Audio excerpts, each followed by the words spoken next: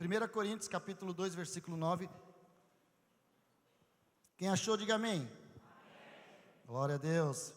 Do 9 até o 16. Mas como está escrito, nem olhos viram, nem ouvidos ouviram, nem jamais penetrou em coração humano o que Deus tem preparado para aqueles que o amam. Mas Deus nos revelou pelo Espírito, porque o Espírito a todas as coisas perscruta, até mesmo as profundezas de Deus, porque qual dos homens sabe as coisas do homem, senão o seu próprio Espírito, que nele está? Assim também as coisas de Deus, ninguém as conhece, senão o Espírito de Deus. Ora, nós não temos recebido o Espírito do mundo, e sim o Espírito que vem de Deus, para que conheçamos o que por Deus nos foi dado gratuitamente. Disto também falamos, não em palavras ensinadas pela sabedoria humana, mas ensinadas pelo Espírito, conferindo coisas espirituais com espirituais. Ora, o homem natural não aceita as coisas do Espírito de Deus, porque eles são loucura, e não pode entendê-las, porque elas se discernem espiritualmente. Porém, o homem espiritual julga todas as coisas, mas ele mesmo não é julgado por ninguém. Versículo 16. Pois quem conheceu a mente do Senhor, que o possa instruir? Nós, porém, temos a mente de Cristo. Diga assim comigo, versículo 16, no finalzinho, repita comigo. Nós, porém, temos a mente de Cristo. Amém? Pai, louvado seja o teu nome. Queremos te agradecer, Pai, por tudo que o Senhor já fez neste lugar. Pedimos que a tua presença continue, Senhor, forte, que o Senhor continue abundante. Fala agora com cada coração. Nós nos colocamos na tua presença, que a tua graça, Pai, preciosa esteja agindo na minha vida e que o teu nome seja glorificado, Senhor. Que o Senhor fale a cada coração através dessa mensagem, através desse sermão. Eu te peço em nome de Jesus, repreendemos todo mal, todo espírito de distração, tudo aquilo que vem roubar a tua palavra, seu entendimento, conhecimento, que haja discernimento nesse momento, Pai, que possamos discernir agora a tua palavra em nome de Jesus. Amém? Glória a Deus. Aleluia. Queridos, Isaías, no capítulo 64, versículo 4, ele fala exatamente aquilo que Paulo fala aos Coríntios no capítulo 2, quando ele diz, está escrito. Você vê que no versículo 9, quando Paulo começa a falar o texto que nós lemos, ele fala, está escrito, que é um versículo que está lá, que o profeta Isaías, ele falou no capítulo 64, versículo 4 de Isaías, diz assim, desde a antiguidade não se ouviu, nem com o ouvido se percebeu, nem com os olhos se viu, Deus além de ti, que trabalha para aquele que nele espera. Amém? E Paulo ele diz aqui, baseado no profeta Isaías, nem olhos viram, nem ouvidos ouviram, nem jamais penetrou um coração humano o que Deus tem preparado para aqueles que o amam. E a gente vê, queridos, que muitas vezes nós não temos discernimento de algumas coisas, e o tema e o mês agora é discernir, que significa colocar à parte, separar, fazer distinção das coisas, né? Distinguir entre o bem e o mal, isso é discernir, discernimento. E muitas vezes nos falta discernimento para entendermos os propósitos de Deus, o que Deus quer para nós, as nossas vidas. E aí, no versículo 16 desse capítulo 2, Paulo diz, nós temos a mente de Cristo. E o que é ter a mente de Cristo, querido? A mente de Cristo é conhecer sua vontade, o seu plano e propósito, avaliar e considerar as coisas da maneira que Deus vê, e dar a importância que Deus dá, amar o que Deus ama, e distinguir entre o bem e o mal. Isto é ter a mente de Cristo. Porque nós temos a mente de Cristo, mas por que nós temos dificuldade muitas vezes de discernir o que é bom para nós, o que não é? Porque você vê uma criança, ela não consegue discernir o que Deus tem para ela. À medida que a pessoa vai crescendo, aí ela começa a pegar o quê? Ela vai começando a ter maturidade, vai começando a ter discernimento. E assim é, se você vê no capítulo 2 aqui de 1 Coríntios, no versículo 6, Paulo está falando para eles, no versículo 6, volta um pouquinho antes, diz assim, entretanto, expomos sabedoria entre os experimentados. Ele está falando aqui com crentes maduros, que seria teleios, no grego, teleio significa crentes maduros. Ele está falando aqui, ó, entretanto expomos sabedoria entre os experimentados, não porém a sabedoria deste século, desse mundo, nem dos poderosos dessa época, ou desse mundo, que se reduzem a nada, mas falamos a sabedoria de Deus, em mistério, outrora oculta, a qual Deus preordenou desde a eternidade para a sua glória. Então ele está falando aqui para as pessoas maduras, ele está falando assim, os maduros eles conseguem entender. Aí ele chega e fala assim, que o homem natural, ele não compreende as coisas do Espírito. Por quê? Porque as coisas do Espírito, elas se discernem o quê? Espiritualmente, querido. Se discernem, ela não é discernida, não tem como você discernir as coisas do Espírito de Deus, se você não estiver e não for uma pessoa espiritual. Se você não tiver o Espírito de Deus na tua vida, e o homem natural aqui, Paulo está falando para três tipos de pessoas, tá? Que a gente vai ver. Mas como é que é o nosso discernimento? Depende muito daquilo que nós entendemos de mundo, aquilo que nós compreendemos que é o mundo, que nós chamamos de cosmovisão. O que é a cosmovisão? É a lente pela qual enxergamos o mundo à nossa volta, a partir de uma premissa, um pressuposto, a partir de uma proposta, que nós construímos o nosso pensamento. Então o nosso pensamento, ele é construído através de quê? De proposta, de pressuposto, de premissas. E aí, a partir de tudo aquilo que nós recebemos de ensinamento, de conhecimento, nós formamos o que? O nosso pensamento. Nós formamos o que? O nosso caráter. Isso no mundo, as pessoas do mundo, a cosmovisão normal do mundo, eles têm o que? A visão, muitas vezes, de ficar rico, de ganhar dinheiro, né? Assim, de trabalhar muito. Então essa é a cosmovisão. Muitos não têm a visão que nós temos, porque a nossa visão é uma cosmovisão cristã.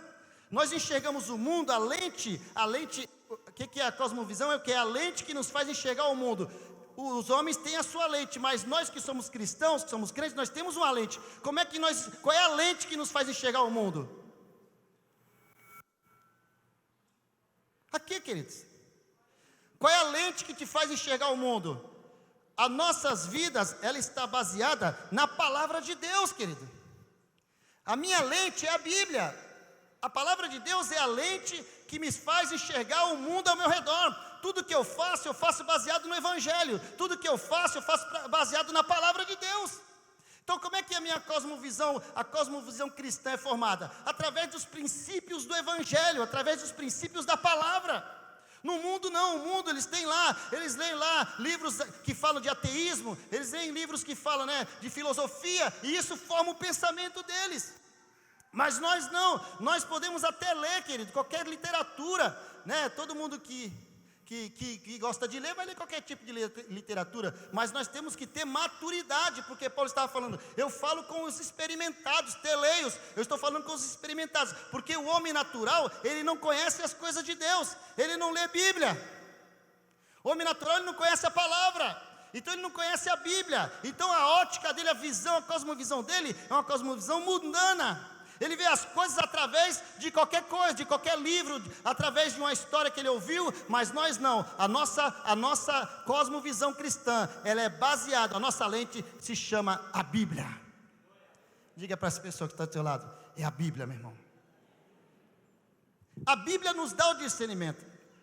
A Bíblia nos faz discernir o que é certo e o que é errado, queridos. Tá bom? Então cosmovisão é isso. E para ter a mente de Cristo, é necessário enxergar por essa lente, que é a palavra de Deus, querido. A lente que nos faz enxergar o mundo ao nosso redor, a nossa cosmovisão cristã, essa lente é a palavra de Deus, querido. Amém? A palavra de Deus, ela que nos faz enxergar, ela que nos dá o direcionamento, ela que é a bússola nas nossas vidas, amém? Ela que nos conduz, ela que nos direciona. Se a gente tem alguma coisa para fazer, se a gente precisa tomar uma decisão, o que a gente tem que fazer? Vamos buscar na palavra. Amém? Vamos buscar na Bíblia. A Bíblia tem a resposta, a Bíblia tem a direção, querido, para a minha vida e para a sua vida, amém? Quem crê nisso, diga amém. Aleluia. É mais fácil procurar o profeta da esquina, a irmã Mariazinha, a irmã Chiquinha, É muito mais fácil. Eu vim aqui porque tem alguma coisa para minha irmã? Ei, irmã, Deus falou alguma coisa com a irmã? Ou varoa, Deus falou alguma coisa com a varoa? Querido, nós não precisamos disso. Nós temos aqui a nossa lente, a palavra de Deus, querido. Amém? A nossa lente é a palavra. Deus usa em profecia, claro que usa, e Deus vai continuar usando. Nós também cremos na profecia. Nós cremos que Deus usa profetas, por que não? Claro que usa. Mas nós não podemos ficar fazendo fila na casa dos profetas, né? Quando eu me converti era assim. Eu lembro que tinha uma irmã lá no Costa Silva, que a irmã fazia fila na casa dela, que todo mundo querendo uma palavra. Tudo crente preguiçoso, não queria ler a Bíblia. Só Jesus. E a irmã é uma bênção, hein? A irmã não estava errada. Não sei. Não sei, às vezes falta de sabedoria, né? Ela também não conseguia discernir que o que ela estava fazendo também não era muito bom, muito certo, mas ela era usada por Deus. Mas nós temos uma lente, a nossa cosmovisão cristã, ela é baseada na palavra de Deus, amém? Quem glorifica a Deus pela sua palavra? As pessoas no mundo têm dificuldade, eu queria pregar sobre isso, os efeitos do discernimento espiritual em nós, os efeitos do discernimento espiritual em nós. O discernimento espiritual nos traz efeitos positivos, e a gente vai ver isso mais para frente. Mas você vê que várias pessoas tiveram dificuldade para entender o que Deus queria para eles. Quando Maria e Marta estavam na sua casa, que Jesus chega. Enquanto Marta, Lucas capítulo 10, versículo 38, enquanto Marta estava atarefada fazendo as coisas, querendo fazer comida, querendo arrumar a casa, deixar tudo preparadinho, o que Maria fez? Maria discerniu na hora, era o mestre, querido. Era Jesus que estava na casa dela. O que ela fez? Ela foi, se assentou aos pés de Jesus e ficou ouvindo Jesus falar, querido. Aleluia. Ela teve o discernimento para experimentar o melhor de Deus, que era Jesus falando ali, ela ouvindo. E aí Marta, revoltada com a sua irmã, disse: Deus, o senhor não vê aí que eu estou trabalhando sozinha, e minha irmã, ela fica aí, não me ajuda, não faz nada, não quer me ajudar. Jesus falou assim: calma. E ainda pediu: repreende ela. Não vou repreender, porque ela escolheu a melhor parte, e essa melhor parte dela não será tirada. Ela discerniu o que era melhor para aquele momento, queridos. Sabe o que Jesus estava dizendo para Marta? Marta, talvez você não entendeu, você não conseguiu discernir o que eu vim fazer na tua casa. Entenda, Marta, eu não vim aqui para você ficar me servindo, eu não vim aqui para ser servido, mas eu vim aqui para servir vocês. Ela não tinha entendido que Jesus estava ali para servi-las, não para ser servido. E ela preparou isso, preparou aquilo, arrumou tudo e ainda achou que estava com a razão, queridos. Jesus, quando ele vai numa casa, ele não vai para ser servido, Jesus vai para servir, queridos. Amém? E Jesus estava ali para servir. Aleluia. E Maria, ela recebeu, ela discerniu o que era melhor. Ela se aquietou, se prostrou diante de Jesus e ouviu tudo aquilo que Jesus tinha para falar, queridos. Amém? Aleluia. Você entende isso? Nós precisamos ter o discernimento espiritual, queridos. Discernimento espiritual é um dos dons do Espírito Santo. 1 Coríntios capítulo 12, fala lá a palavra de sabedoria, fala lá a palavra de conhecimento, e fala também sobre dom de discernir espíritos. É muito importante. Você vai falar: não, mas só o pastor tem que ter o dom de discernir espíritos. Não, todo mundo tem que ter o dom de discernir espíritos. Todo cristão precisa ter esse dom, queridos. Porque o diabo, a Bíblia fala que ele se transfigura em anjo de luz. O diabo, ele vem de várias formas, querido, e prepara ciladas, prepara armadilhas, e nós temos que discernir quando é Deus e quando não é. Não precisa ser só o pastor. Então, o diabo, ele usa as suas artimanhas, querido. A gente tem que ter discernimento espiritual para entender isso, queridos. O pastor não vai poder estar na tua casa toda hora, né? 3 horas da manhã, liga para o pastor: o bicho pegou aqui, pastor, o cara, meu tio, meu avô, meu pai, minha mãe ficou endemoniado aqui, vem aqui, meu marido está endemoniado. Não. Você vai ter que orar, meu irmão. Você vai ter que ter discernimento espiritual, saber o que é, pôr a mão na cabeça e expulsar em nome de Jesus, amém? Porque o nome de Jesus tem poder. Diga para essa pessoa que está do seu lado: o nome de Jesus tem poder, meu irmão. Amém? Então, nós precisamos ter o discernimento espiritual, porque o diabo, ele vem para nos enganar, ele vem com sapatinho de algodão, ele vem devagarzinho, entendeu? E aí você está trocando ideia com ele, né? E você está falando com o diabo. Tá? Então tem que ter muito cuidado com isso. Você tem que expulsar em nome de Jesus, tá bom? Então precisamos ter o discernimento. O discernimento espiritual é uma ferramenta para todos. Diga assim: é uma ferramenta para todos. É uma ferramenta para todos, que não é só para pastor, tá bom? Não é só o pastor que tem que ter. Então o que nós temos que pensar? A nossa cosmovisão, ela é baseada na palavra. Ela é baseada na palavra. Lembra quando Pedro, João capítulo 13, Pedro, ele Jesus chega até os discípulos e pega uma bacia e começa a lavar os pés dos discípulos, em João 13. E aí Pedro, perdidão, Senhor, tu não vai lavar meus pés, tu não vai lavar meus pés, não é normal o Senhor lavar meus pés. Aí Jesus olha para Pedro e fala: Pedro, é o seguinte, se eu não lavar os teus pés, você não tem parte comigo. Aí Pedro, na hora, o discernimento veio na hora, né? Não, Senhor, não lava só meus pés, mas lava minhas mãos, lava minha cabeça. Muitas vezes falta discernimento para nós, e Pedro, querido, o apóstolo, os discípulos de Jesus também não tem. Então não é você ficar com vergonha porque muitas vezes você não conseguiu discernir algo. Nós temos que continuar insistindo para que Deus nos dê sabedoria, para que a gente consiga discernir tudo que Ele tem para nós, amém? Às vezes vai passar alguma coisa batida, mas nós temos que pedir: Deus, me dá sabedoria, eu quero discernimento espiritual, Senhor, eu quero saber definir o que é bom, o que é mal, o que é certo, o que é errado. É para isso que existe o discernimento. Então nós precisamos pedir. Pedro, naquele momento, ele falou: não, Senhor, não lava meu pé. Ele não sabia o que Jesus estava querendo fazer. Jesus estava querendo mostrar a humildade, que ele estava servindo, que ele veio para servir, que ele veio para ser servido. Está entendendo? Como a Marta também não estava entendendo. Então precisamos discernir o que Deus quer, querido, amém? E o discernimento é algo tremendo, e nosso pensamento tem que estar assim, formado nisso. Como é que nós formamos os nossos pensamentos? Nosso pensamento é formado, baseado na palavra de Deus, querido. Filipenses 4:8 fala o quê? Filipenses 4:8 fala: finalmente, irmãos, tudo que é verdadeiro, tudo que é respeitável, tudo que é puro, tudo que é justo, tudo que é de boa fama, tudo que é amável, se há alguma virtude, se há algum louvor, isto ocupe o vosso pensamento. Ou ele diz: nisso pensai. Então, o que deve ocupar o nosso pensamento? Tudo aquilo que é respeitável, tudo aquilo que é verdadeiro, amém? Tudo aquilo que é justo, puro, tudo aquilo que é amável, de boa fama. Isso que tem que preencher a nossa mente, queridos. É isso que tem que preencher o nosso coração. Quando Paulo fala aos Romanos, no capítulo 12, ele fala que nós devemos buscar o que é a renovação da nossa mente, para que nós possamos entender qual seja a boa, agradável e a perfeita vontade de Deus, querido. Quem glorifica a Deus por isso? Pede para Deus: Senhor, me ajuda, Jesus. Fala assim: me ajuda, Senhor, porque não é fácil, querido, amém? Mas é o Senhor que vai nos dando, porque as coisas do Espírito, elas se discernem espiritualmente.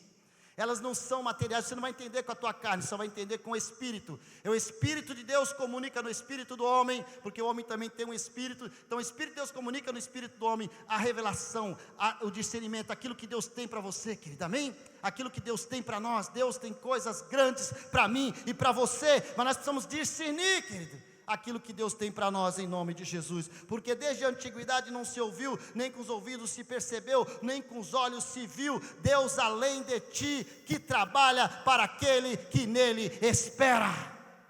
Nesse momento Deus está trabalhando por nós, querido, amém? Nesse momento Deus está trabalhando por você. Nesse momento Ele está trabalhando pela sua família. Nesse momento Ele está trabalhando lá pela sua casa. Nesse momento Deus está trabalhando por nós, querido. Nós precisamos ter o tempo, entender o tempo e discernir o tempo de Deus. Então Deus aqui, a palavra de Deus fala com três tipos de pessoas. Paulo está dizendo aqui, no texto que nós lemos. Ele fala primeiro com os naturais, no versículo 14, 1 Coríntios capítulo 2, versículo 14, ele fala com os naturais. Quem são os naturais? São aqueles que não têm Cristo, vivem na condição perdida, em que nasceram, que não nasceram para Jesus. Eles continuam na condição perdida que eles nasceram do Adão, tá? Mas eles não nasceram em Cristo. Então quando ele fala homens naturais, ele está falando dessas pessoas que não nasceram em Cristo. Aí ele também fala aos espirituais, no versículo 15. Quem são os espirituais? São aqueles nascidos do Espírito. Nós somos o templo do Espírito, e é dentro de nós que Deus efetua o crescimento, querido, amém? Deus efetua o crescimento naqueles que são espirituais. Olha só que tremendo. Aqueles que são espirituais, Deus está efetuando o crescimento. Deus está dando crescimento a cada dia, na minha vida e na sua vida, queridos. Ele está dando crescimento na minha vida e na sua vida, porque nós somos espirituais. Diga assim: eu sou espiritual, porque você já nasceu de novo. Aqueles que nasceram de novo, que deixaram o mundo e vieram para Cristo, nova criatura é, a Bíblia fala, não é isso? Eis que tudo se fez novo. Nós somos uma nova criatura, então nós temos o Espírito, nós somos pessoas espirituais. E também ele fala para os carnais no capítulo 3, logo no primeiro versículo, ele começa a falar no capítulo 3 de 1 Coríntios. Ele fala para os carnais também. Quem são os carnais? São cristãos imaturos na fé, porque não permitem que o Espírito de Deus opere na vida deles, querido. São os cristãos, esses são os carnais. Tem alguém aqui assim? Levante a mão. Ninguém levanta a mão. Quem são os carnais, queridos? São aquelas pessoas que já foram batizadas, aceitaram Jesus, conhecem a palavra, mas vivem uma vida de carnalidade. Então Paulo está dizendo aqui aos Coríntios, ele está falando aos Coríntios, para que haja discernimento, porque ele fala aos naturais, ele fala aos espirituais, mas ele também fala aos carnais, que são cristãos imaturos na fé. E ele fala depois, no versículo 2, no capítulo: leite vos dei a beber, não vos dei alimento sólido, porque ainda não podeis importá-lo. Olha só, não podeis suportá-lo, nem ainda agora podeis, porque ainda sois carnais. Então, ele começa a falar, os carnais são aquelas pessoas que têm que tomar leite, e nem o leite, querido. Olha só, ele fala: leite vos dei a beber, não vos dei alimento sólido. Tem que tomar leitinho, querido. Mas são pessoas que já aceitaram Jesus, são pessoas que já estão na igreja, são pessoas que já conhecem a palavra, mas são pessoas que são carnais. Então ele está dizendo, essas pessoas não tem como o Espírito Santo operar na vida deles, querido. Aleluia. Então nós somos os espirituais, amém? Porque Deus comunica tudo o que Ele quer espiritualmente. As coisas de Deus não se discernem para o homem natural. O homem natural não entende as coisas de Deus quando Paulo fala, porque ele é uma pessoa que não aceitou Jesus. Ele é uma pessoa que não entende a palavra, então ele não consegue discernir, porque essas coisas de Deus, elas só se discernem espiritualmente, porque é o Espírito de Deus, querido, que habita em você, que mora dentro de você, porque nós somos o templo do Espírito Santo de Deus. Quem é o templo do Espírito Santo de Deus aqui nessa noite? Glorifica o nome do Senhor. Nós somos o templo do Espírito Santo de Deus, então Deus está comunicando as suas verdades na minha vida e na sua vida nessa noite, queridos. Aleluia! Porque nós somos espirituais. Então, nós precisamos de discernimento, queridos. Que o diabo ele vem para tentar nos enganar, nos afastar do caminho, nos tirar da presença de Deus. Mas a Bíblia fala, nós temos a mente de Cristo. Nós temos a mente de Cristo. Nós sabemos o que Deus quer. Ter a mente de Cristo é isso. Ter a mente de Cristo é conhecer a sua vontade, o seu plano, o seu propósito, avaliar e considerar as coisas da maneira que Deus vê. Nós olhamos tudo como Deus olha, querido. Vê e dá importância àquilo que Deus dá. Nós damos importância àquilo que Deus dá. Olha só, nós amamos aquilo que Deus ama. Deus não ama o pecador? Deus não ama o pecador? Amém? Deus ama o pecador. Então nós também devemos amar o pecador. Essa é a nossa cosmovisão. Amém? E ele fala, precisamos de saber distinguir o que é bom do que é ruim, queridos. Então, ter a mente de Cristo é isso. Quando nós chegarmos nesse nível, ele fala que ele está falando aos experimentados, querido. Nós precisamos estar crescendo em maturidade a cada dia na presença do Senhor, querido. Amém? Em nome de Jesus, peça para Deus: Senhor, me dá sabedoria, Senhor, para que eu possa crescer no conhecimento, que eu possa crescer na tua palavra. Deixa eu ver um versículo aqui. Aleluia. Efésios 2:22 diz assim, que nós, Efésios 2:22, no qual também vos juntamente estáis sendo edificados para a habitação de Deus no Espírito. Efésios 2:22, nós também estamos sendo edificados. Lembra quando geralmente algum pastor vai ver uma pregação, o pastor fala assim, nós estamos em obras, irmãos, não é isso? É isso que ele está querendo dizer, Efésios 2:22. Nós estamos em obras, querido. Nós estamos em obras. Nós estamos sendo edificados como uma casa espiritual. Para quê? Para que haja habitação de quem? Do Espírito Santo de Deus. Então nós estamos em obras, querido. Ainda não está pronta a obra, mas nós estamos em obras. O Senhor está completando a sua obra na minha vida e na sua vida. É só o começo. Então, é só o começo daquilo que Deus vai fazer na sua vida ainda, queridos. É só o começo daquilo que Deus vai começar a realizar na tua vida. Você pode falar: pastor, eu estou na igreja, perdi tanto tempo, fiquei tanto tempo olhando para um lado, olhando para o outro, olhando para trás. Para com isso, esquece isso. Fala como Paulo: esquecendo-me das coisas que para trás ficam e avançando para aquelas que estão adiante de mim, prossigo para o alvo da soberana vocação que há em Cristo Jesus. Aleluia. Filipenses 3:13, ele fala: não que eu tenha alcançado a perfeição. Aí ele fala: me esqueço das coisas que para trás ficam. Até o próprio Paulo estava falando: não que eu tenha alcançado a perfeição. Ele sabia que para alcançar a perfeição é muito difícil, mas ele disse: não, eu me esqueço de tudo aquilo que para trás fica. Eu avanço para aquilo que está diante de mim, queridos. Quem vai avançar aqui? Quem vai avançar aqui, meu irmão? Quem vai avançar aqui? Aleluia. Então glorifica o Senhor. Qual é o efeito? O primeiro efeito, pastor. Vamos falar o primeiro efeito. O tema da mensagem: os efeitos do discernimento espiritual em nós. Qual é o primeiro efeito? O primeiro efeito, queridos, do discernimento espiritual em nós é que nós reconhecemos a graça preciosa de Jesus. Por que eu falei graça preciosa? Por que eu falo graça preciosa? Porque nós vivemos um tempo onde tem nos vendido, muitas pessoas têm nos vendido uma graça barata. Uma graça barata, queridos.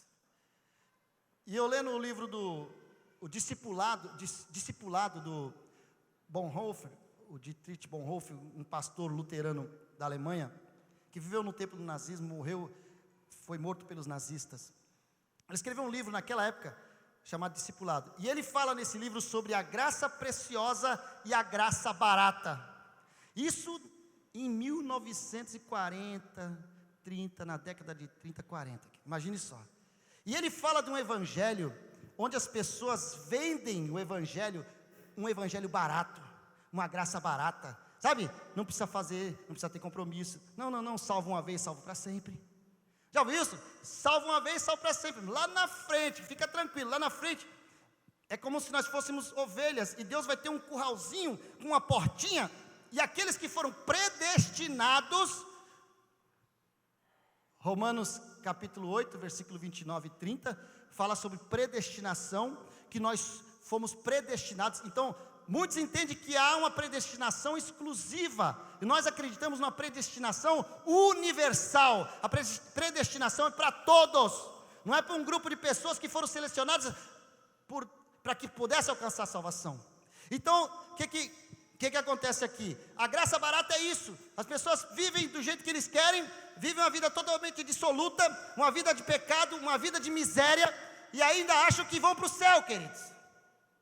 E naquele tempo, Bonhoeffer já combatia isso, querido. Então isso não é um mal desse século, desse nosso tempo, pastor Felipe.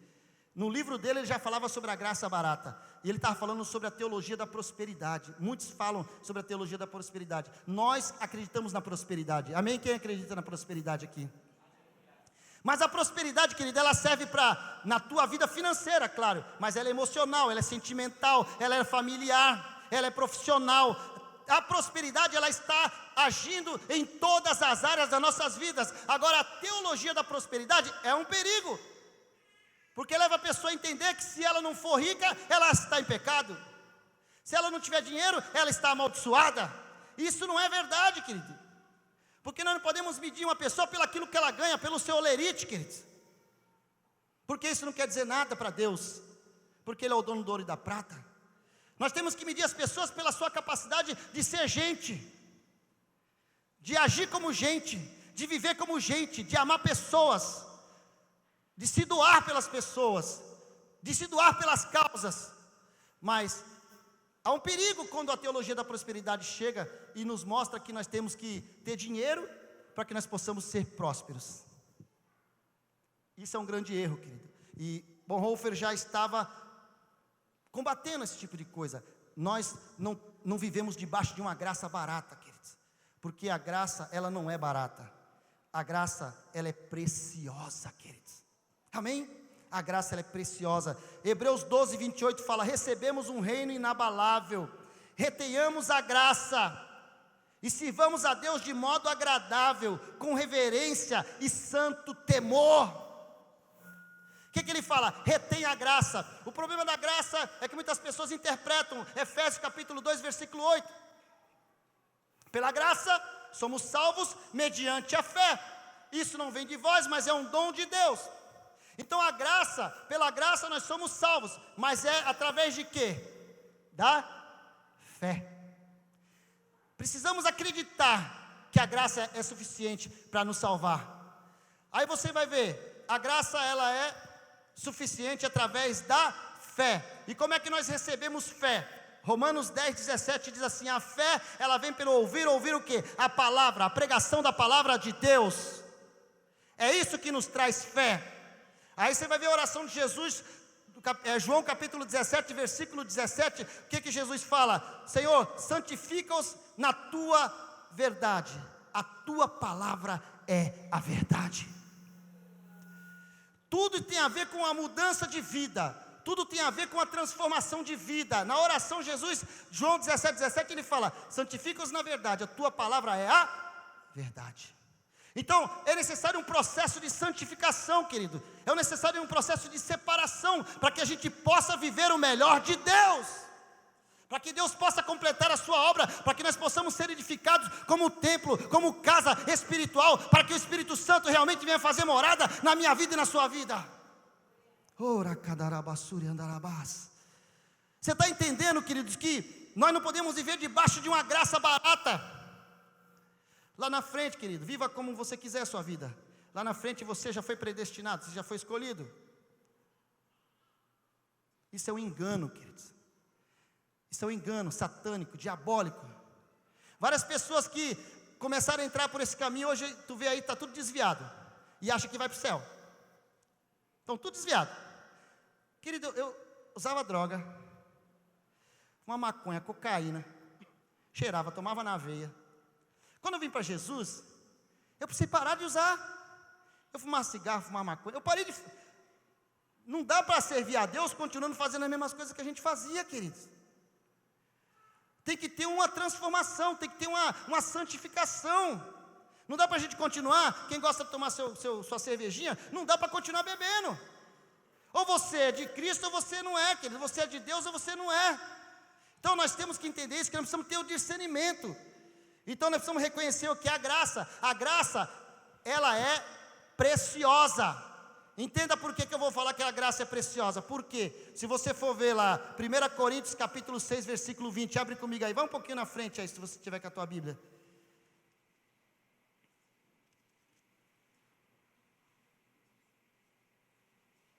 Primeira Coríntios capítulo 6, versículo 20, diz assim, ó: porque fostes comprado por bom,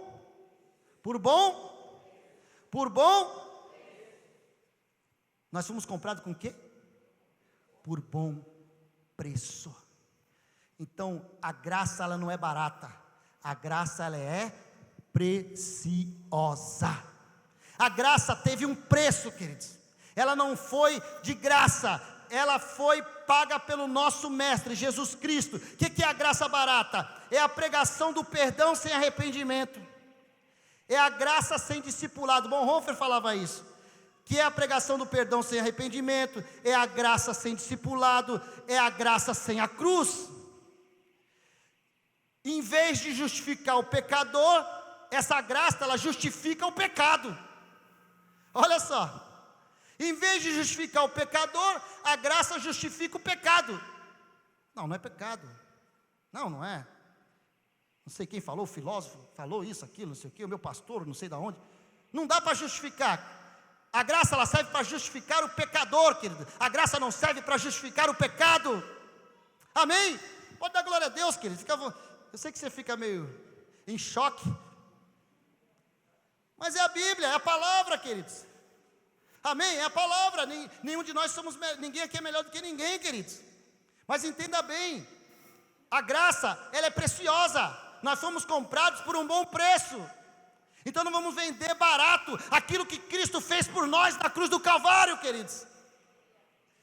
Porque Ele derramou seu sangue pela minha vida e pela sua vida. Eu quero ler um texto aqui que fala sobre isso, ó. 1 Pedro 1, capítulo 1, versículo 18 e 19. Olha como é que Pedro fala. Não foi mediante coisas corruptíveis, como prata ou ouro, que fomos resgatados do nosso fútil procedimento, ou da nossa vã maneira de viver, que nossos pais nos legaram, mas pelo precioso sangue, como de cordeiro, sem defeito e sem mácula, o sangue de Cristo. Aleluia! Foi pelo sangue de Cristo que eu e você fomos comprados para Deus, querido. Nós fomos comprados para Deus, porque a graça ela é preciosa, a graça ela tem um preço, querido, e nós precisamos entender e viver por essa graça. A graça preciosa, ela custou a vida do Filho de Deus, ela custou a vida de Jesus, querido. Então não vamos viver debaixo de uma graça barata, porque a graça barata, ela não justifica o pecador, mas ela justifica o pecado, queridos. Isso está errado, amém? Hebreus 12, 14 fala: segui a paz com todos e a santificação, sem a qual ninguém verá o Senhor. Quem quer ver Jesus aqui, meu irmão? Quem quer ver Jesus? Está aí, querido, o caminho. Quem quer ver Jesus? Olha, segui a paz com todos e a santificação, sem a qual ninguém verá o Senhor. A Bíblia tem a resposta, não vai precisar um profeta chegar para nós e dizer, ó, faça isso, faça aquilo. Está aqui na Bíblia, queridos. Está na palavra de Deus, nós só precisamos seguir, queridos. Só precisamos seguir. Então, o primeiro efeito do discernimento espiritual, nós é o quê? Reconhecemos que a graça, ela é preciosa. Diga para essa pessoa que está do seu lado, a graça, ela é preciosa. Varão, varoa, creia nisso. A graça, ela é preciosa. Não vamos viver debaixo de uma graça barata, querido, mas vamos viver debaixo de uma graça que é preciosa. A predestinação foi para todos, queridos. Todos nós fomos predestinados para a salvação. Mas nós temos que entender que existe um agente no meio disso tudo, que é o livre-arbítrio, que funciona. Amém? E nós temos livres escolhas, e nós fazemos escolhas, muitas vezes ruins, que nos afastam de Deus, querido. Nós fazemos escolhas, o livre-arbítrio está aí.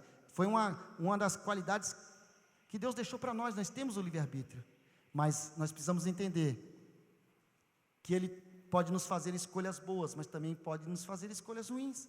Depende da sua cosmovisão cristã, daquilo que você entende como vida para você. Nós estamos baseados na palavra de Deus, amém, querido? Nós estamos baseados na palavra de Deus. Vamos lá. Então, primeiro efeito, você precisa reconhecer a graça preciosa. Segundo efeito, você precisa reconhecer, quando nós temos o discernimento espiritual, nós reconhecemos a chamada de Deus, querida. E nós cantamos aqui hoje sobre isso. Nós reconhecemos a chamada de Deus nas nossas vidas. Deus tem uma chamada para cada um de nós, querida.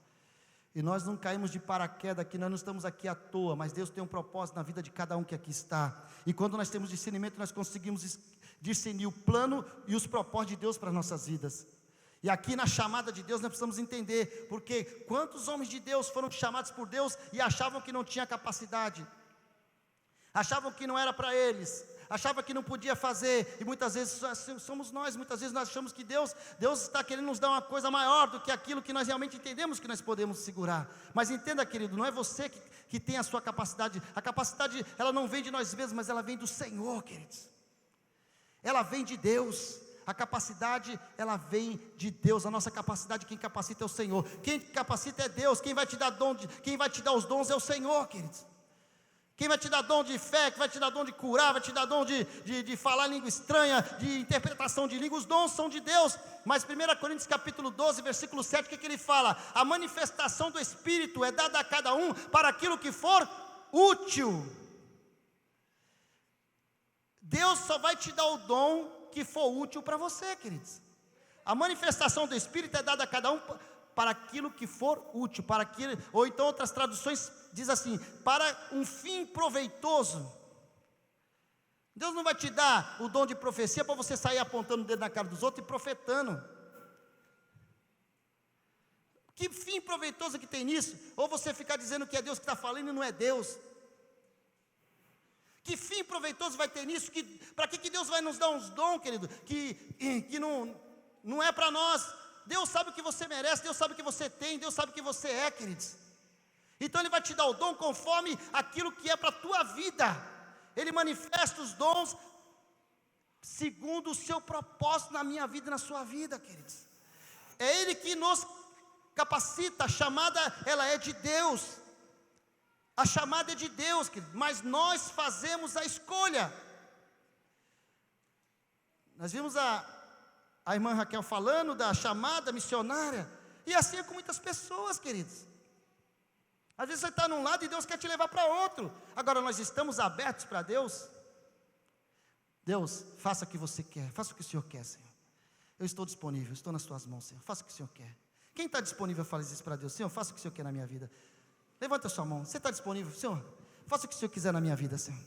Cansei, diga assim, cansei de lutar sozinho. Cansei de dar murro em ponta de faca.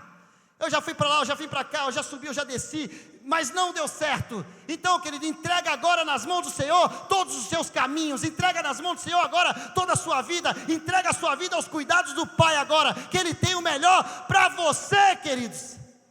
Ora canarabassúria.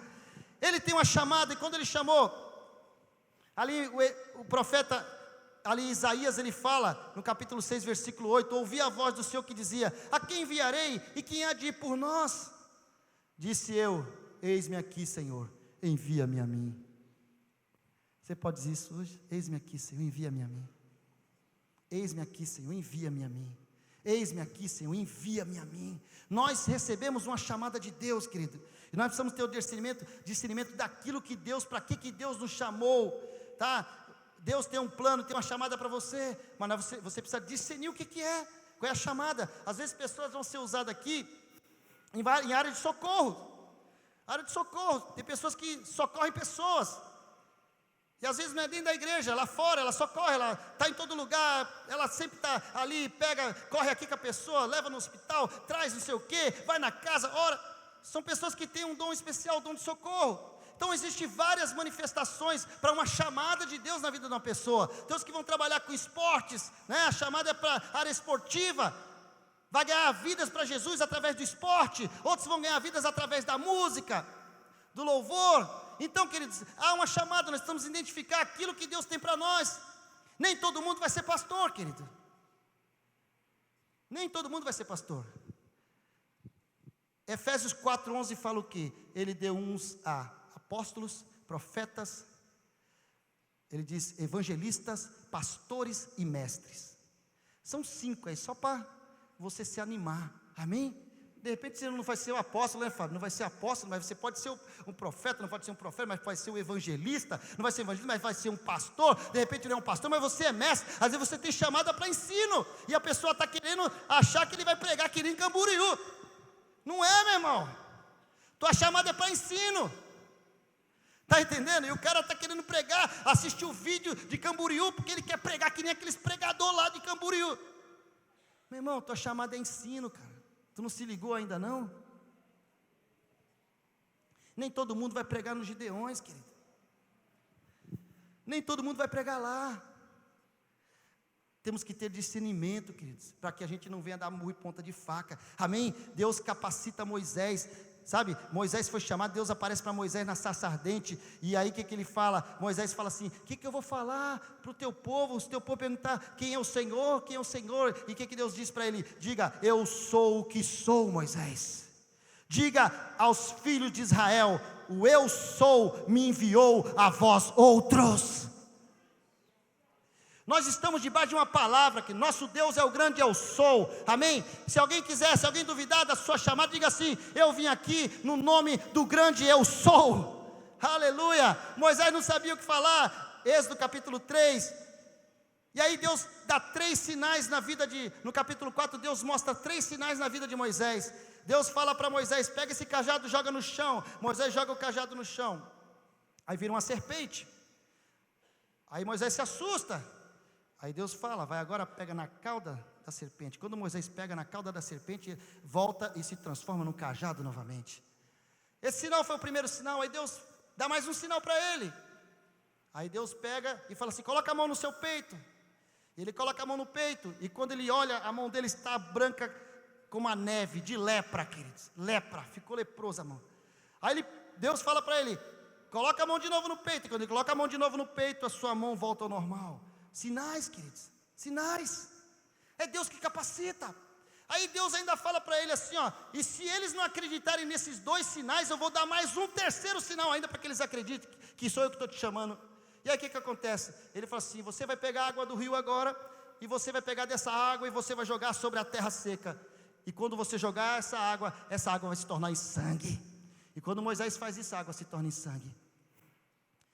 É Deus que capacita aqueles que Ele chama, queridos.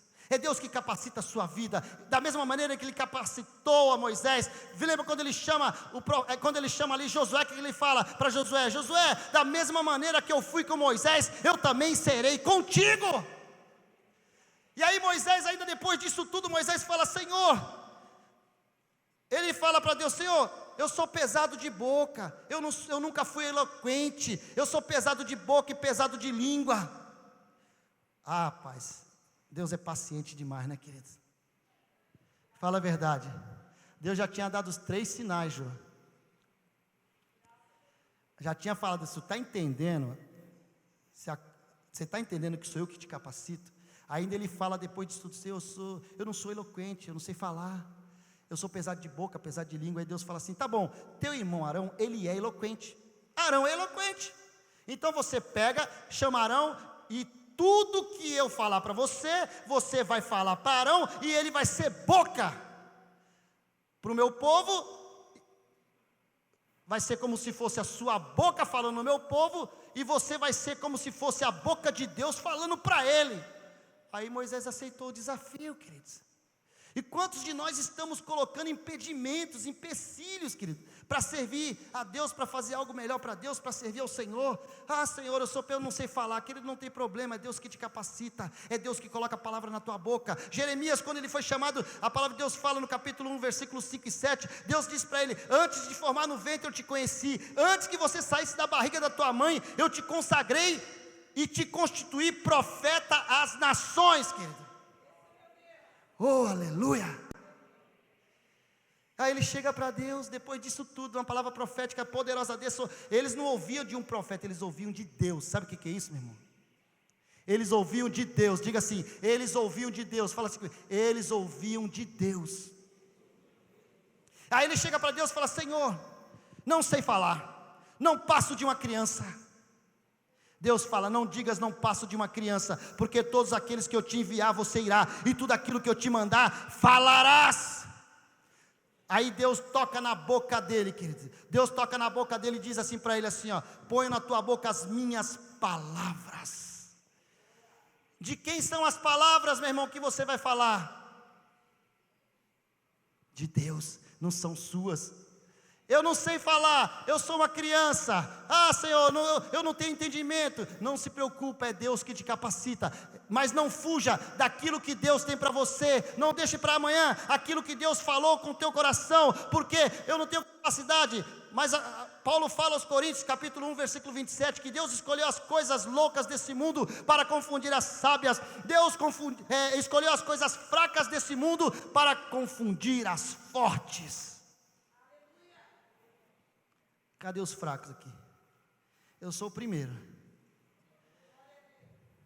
Queridos, nem todo mundo quando aceita Jesus vai virar pregador, já vai saber falar, vai saber guardar versículo de cabeça. Isso leva um tempo, queridos. Isso é amadurecimento, isso é maturidade. Precisa ler a Bíblia. Quem já leu a Bíblia uma vez aqui? Pelo menos uma, de Gênesis a Apocalipse. Tem que ler a Bíblia, querido. Porque se você tem uma chamada ministerial, qual é o marceneiro trabalha com o que, pastor Marcos Pinheiro? Qual é a ferramenta do marceneiro? Serrote, um martelo, não é isso? O que mais que ele trabalha?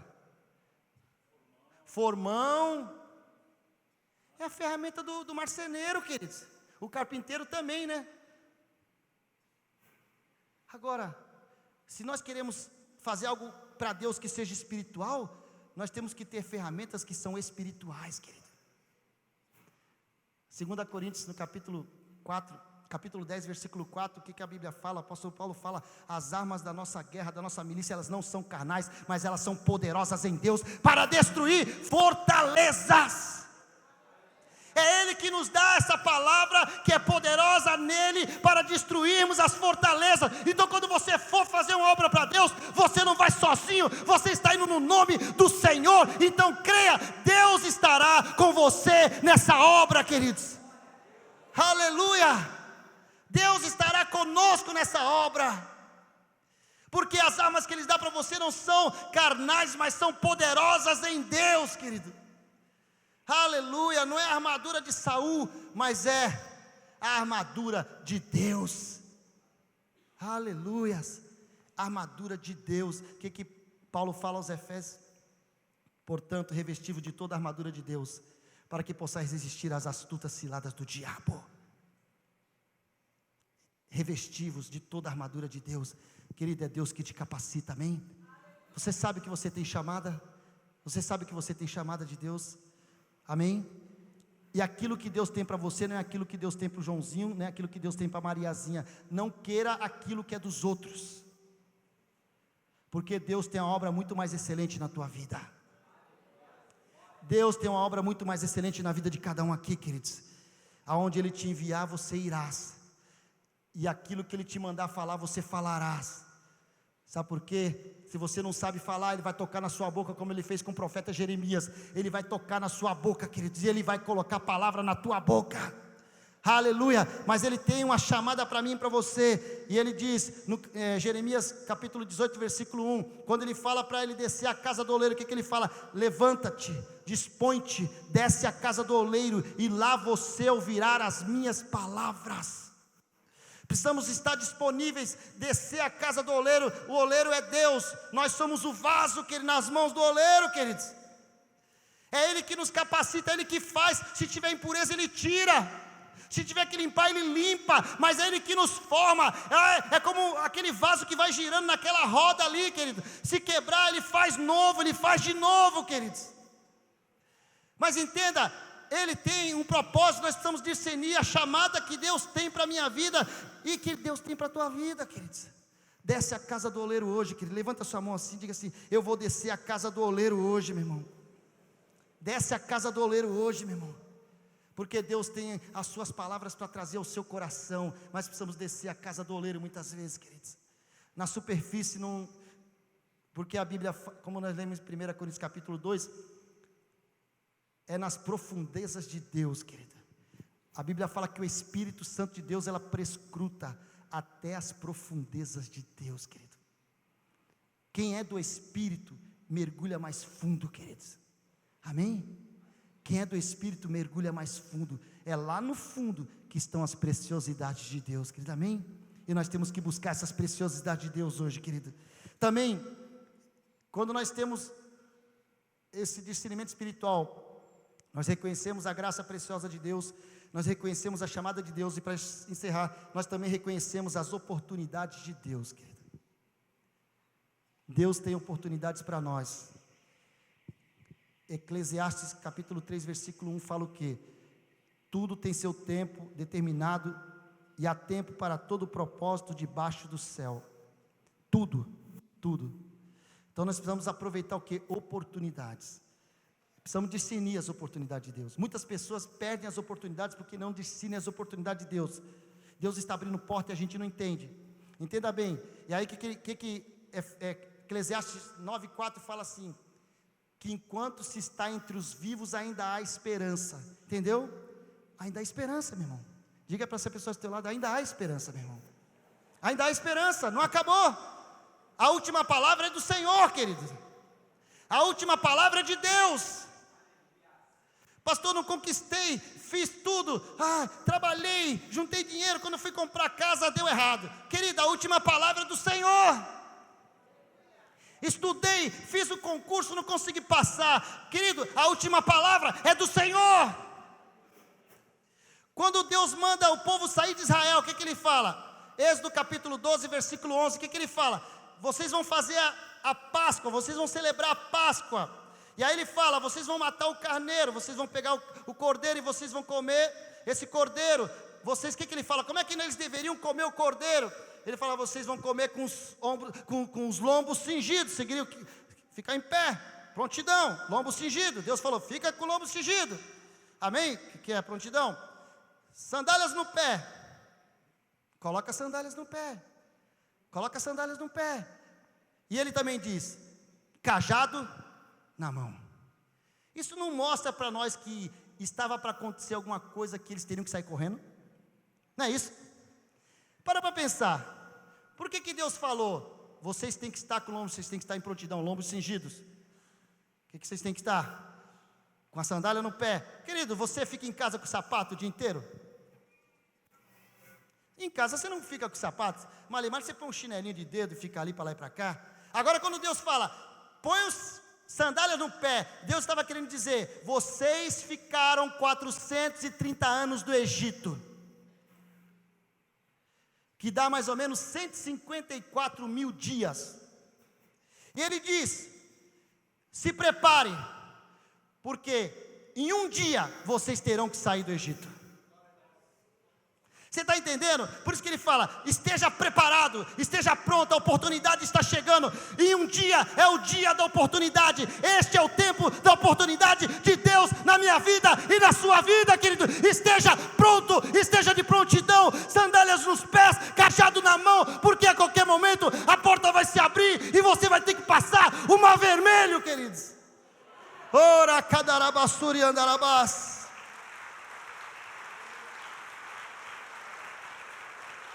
O mar vermelho está diante de nós. Eles ficaram quase 155 mil dias, querido. E Deus chega: esteja pronto. Pode ser agora. Não perca as oportunidades de Deus na tua vida, queridos. Na Grécia existia uma estátua chamada a Estátua da Oportunidade. Ela está numa cidade lá da Grécia. E ela na frente, ela tem um tucho de cabelo assim. E atrás ela é careca. Ela tem asas nas pernas, porque para voar, ela é muito rápida. Então ela tem duas asas, uma asa em cada pé. E essa Estátua da Oportunidade você pode procurar no pai dos inteligentes, o Google, que você vai ver lá. Ela tem asas nos pés, mostrando o que é a oportunidade. Ela é muito rápida, ela passa voando. E ela também tem um tucho só aqui na frente, porque quando você vê a estátua, você tem que, quando a oportunidade vem diante de você, de frente com você tem que segurar naquele cabelo. Se você não pegar ali, meu irmão, não adianta passar, porque atrás não tem cabelo. Então essa estátua chamada de Kairos. Essa estátua é uma estátua chamada de Kairos. O que é Kairos para nós? Kairos é o que? É o tempo de Deus, é o tempo oportuno de Deus. Na mitologia grega também, essa estátua, lá para eles é um tempo qualitativo, é um tempo de qualidade para os gregos. Essa estátua chamada Kairos, que na teologia para nós é o que? É o tempo da oportunidade de Deus, querido. Deus tem um tempo hoje para você de oportunidade, querido. Deus está um tempo de abrir portas para pessoas aqui. 2 Coríntios capítulo 6, versículo 2, ele diz: eu te ouvi no tempo da oportunidade e te socorri no dia da salvação. Aleluia, eis agora o tempo sobremodo oportuno, eis que agora o dia da salvação. Há um tempo oportuno de Deus, há uma janela que está se abrindo, há uma porta que está se abrindo espiritual, e nós precisamos entrar, nós precisamos estar atentos, nós precisamos estar preparados para entrar e receber o tempo da oportunidade de Deus nas nossas vidas, queridos. Porque enquanto se está vivo, ainda há esperança, queridos.